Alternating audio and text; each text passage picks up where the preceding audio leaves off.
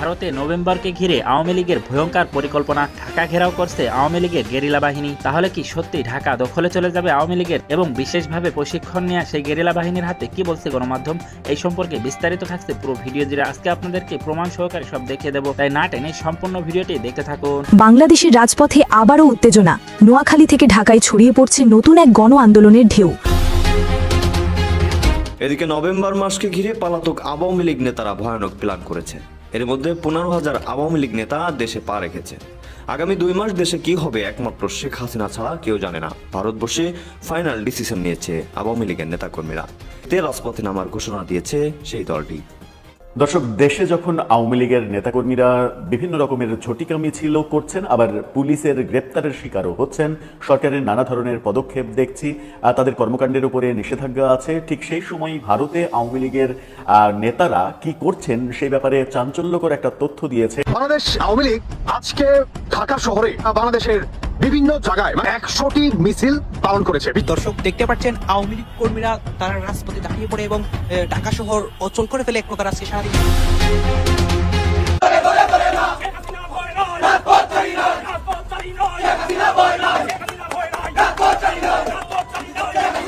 কারণ কয়েক সপ্তাহ ধরেই আন্তর্জাতিক গণমাধ্যমে ছড়িয়ে পড়েছে আওয়ামী লীগের শীর্ষ পর্যায়ে পুনরায় ক্ষমতায় ফেরার পরিকল্পনা নিয়ে নানা তথ্য। বিশেষ করে সাংবাদিক জুলকার নাইন শাহের প্রকাশিত একটি মার্কিন গোয়েন্দা নথিতে দাবি করা হয়, মাল্টার সাবেক প্রধানমন্ত্রী ও এক ব্রিটিশ নাগরিককে প্রায় $6 লাখ অগ্রিম দিয়েছে শেখ হাসিনা ও এস আলম, ক্ষমতায় ফিরে পেতে আন্তর্জাতিক লবিং তৈরির লক্ষ্যে।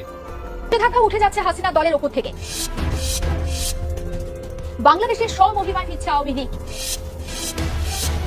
তাহলে কি হাসিনাও ফিরবেন দেশে? আর লুকিয়ে থেকে নয়, লড়াই আবার একেবারে আমনে সামনে। রাতে আওয়ামী লীগের মাস্টার প্ল্যানে দেশ দখলে নিল শেখ হাসিনা, সাথে সাথে শেখ হাসিনার পক্ষ নিল সেনাপ্রধান। তাহলে কি এবার ক্ষমতা হাতে নেবেন তিনি? কি বলছে গণমাধ্যম? বিস্তারিত থাকছে পুরো ভিডিও জুড়ে, তাই না টেনে সম্পূর্ণ ভিডিওটা দেখে যাবেন। তার আগে একটা ছোট্ট রিকোয়েস্ট করে থাকবো, আপনি যদি এই চ্যানেলে এখনো নতুন হয়ে থাকেন তাহলে অবশ্যই চ্যানেলটাকে সাবস্ক্রাইব করে আমাদের সাথে থাকবেন, যাতে করে এমন নতুন নতুন আপডেট নিউজ সবার আগে আপনাদের হাতে পৌঁছে দিতে পারি। তাহলে চলুন এই বিষয় নিয়ে রাজনৈতিক বিশ্লেষকরা কি বলেছে আগে সেই ভিডিওটা দেখে নি, তারপরে কিন্তু মূল ভিডিওটা আপনাদেরকে দেখে দেবো। চলুন কথা না বাড়িয়ে একের পর এক ভিডিওগুলি দেখতে থাকে।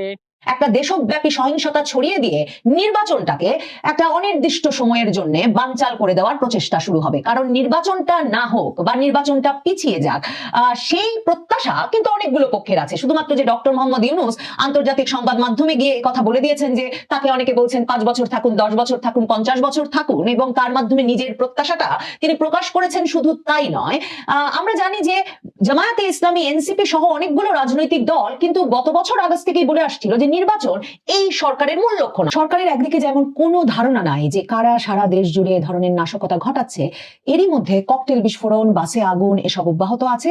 আর রমনা থানার সামনে পুলিশের একটি গাড়িতে আগুন ধরে যাওয়ার পর পুলিশ এই ব্যাখ্যা নিয়ে হাজির হয়েছে যে মেকানিকের ভুলে ইঞ্জিন গরম হয়ে আগুন ধরে গেছে সেই গাড়িতে।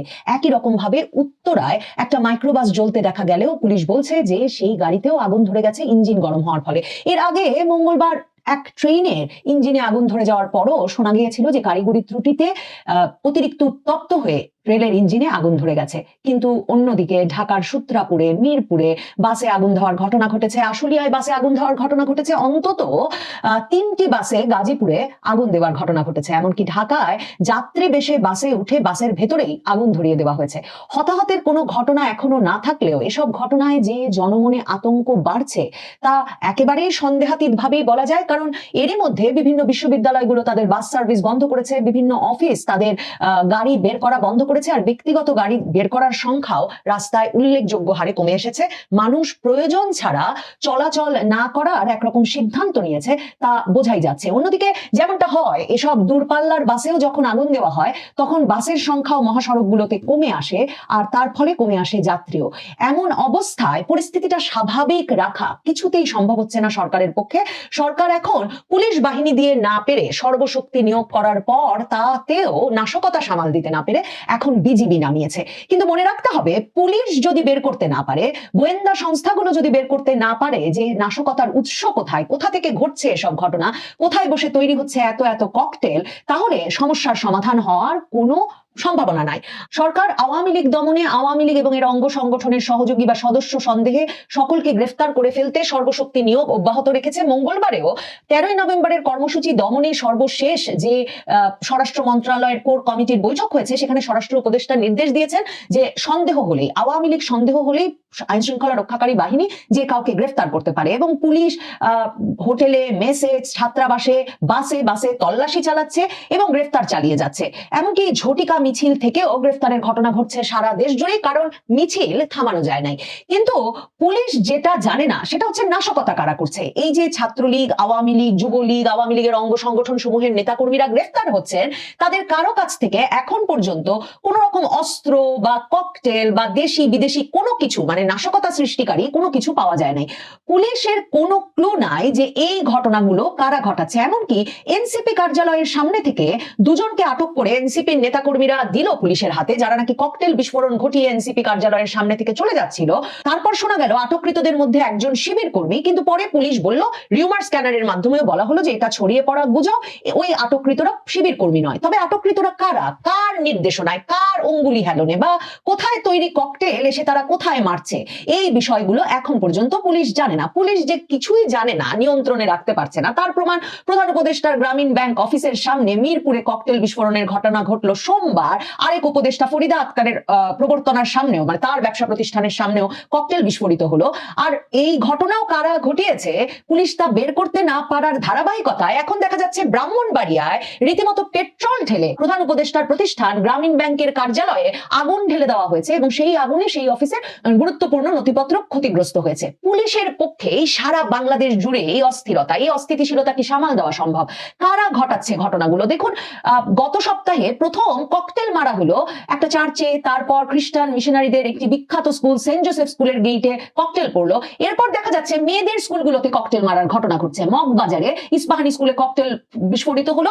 এখন মোহাম্মদপুর প্রিপারেটরি স্কুল, আরেকটা বিখ্যাত মেয়েদের স্কুল, সেই স্কুলের সামনেও কিন্তু ককটেল বিস্ফোরণের ঘটনা ঘটেছে। জামায়াতে ইসলামী সহ 8 সমমনা দল লাগাতার আন্দোলনে আছে তাদের 5 দফা দাবি আদায়ের লক্ষ্যে।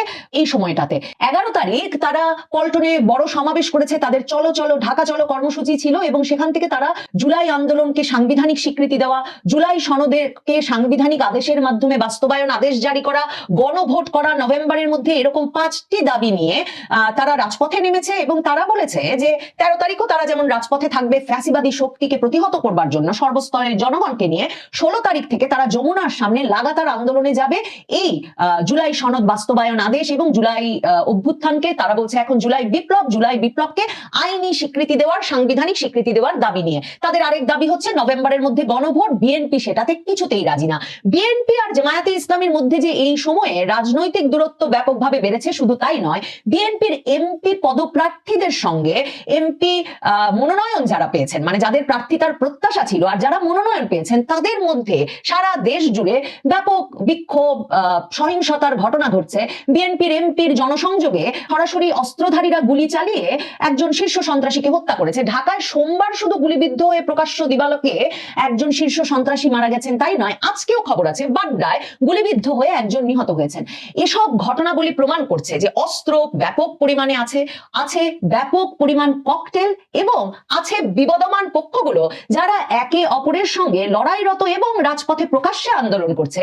কিন্তু পুলিশের একমাত্র নাশকতা ঠেকাতে আওয়ামী লীগ দমন বা আওয়ামী লীগের কর্মীদের গ্রেফতার করা ছাড়া আর কোনো কিছুর অনুমোদন আপাতত আছে বলে মনে হচ্ছে না। অনেকেই মনে করছেন, বিশ্লেষকদের অনেকেই এই আশঙ্কা দীর্ঘ সময় ধরে করছিলেন যে বাংলাদেশ জুড়ে যে পরিমাণ অস্ত্র আছে 2024-এর জুলাই আগস্টের পর থেকে, এই অস্ত্র কোন সময়ে বের করে সত্যিকার অর্থে একটা দেশব্যাপী সহিংসতা ছড়িয়ে দিয়ে নির্বাচনটাকে একটা অনির্দিষ্ট সময়ের জন্য বানচাল করে দেওয়ার প্রচেষ্টা শুরু হবে। কারণ নির্বাচনটা না হোক বা নির্বাচনটা পিছিয়ে যাক, সেই প্রত্যাশা কিন্তু অনেকগুলো পক্ষের আছে। শুধুমাত্র যে ডক্টর মোহাম্মদ ইউনূস আন্তর্জাতিক সংবাদ মাধ্যমে গিয়ে কথা বলে দিয়েছেন যে তাকে অনেকে বলছেন 5 বছর থাকুন, 10 বছর থাকুন, 50 বছর থাকুন, এবং তার মাধ্যমে নিজের প্রত্যাশাটা তিনি প্রকাশ করেছেন, শুধু তাই নয়, আমরা জানি যে জামায়াতে ইসলামী, এনসিপি সহ অনেকগুলো রাজনৈতিক দল কিন্তু গত বছর আগস্ট থেকেই বলে আসছিল যে নির্বাচন এই সরকারের মূল লক্ষ্য নয়। এই সরকারের মূল লক্ষ্য বিচার সংস্কার, কাজে নির্বাচন নিয়ে অস্থিরতা নিয়ে বিএনপিকে বারবার প্রশ্নবিদ্ধ করেছে এই রাজনৈতিক পক্ষগুলো।